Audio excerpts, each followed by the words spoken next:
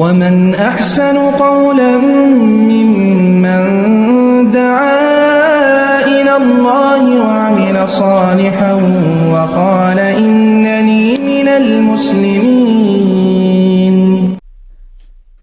ওয়ালাইকুম আসসালাম ওয়া রাহমাতুল্লাহি ওয়া বারাকাতুহু।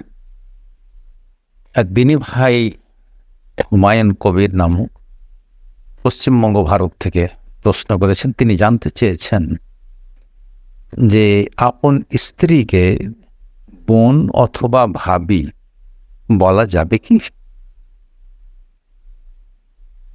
দিনী ভাই, বোন তো অবশ্যই বলা যাবে, বোন বলা যাবে, কারণ সারা পৃথিবীতে যত মহিলা আছে সবাকেই শরীয়তের দিক দিয়ে সবাই বোন, কারণ সবাই আদমের সন্তান। তো আদমের সন্তান যখন হবে তখন সবাই আপসে ভাই বোন কিংবা ভাই ভাই।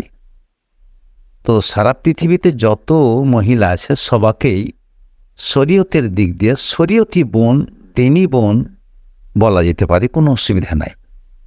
যেমন দিনী ভাই সকলকেই বলা যায়, এমনকি নিজের বাবাকেও, নিজের শ্বশুরকেও দিনী ভাই বললে বলা যেতে পারে, অসুবিধা নাই, দিনী ভাই। তবে স্ত্রীকে ভাবি বলা যাবে না, যেহেতু এটা আলাদাই একটা শব্দ এবং আলাদাই এটা সম্পর্ক।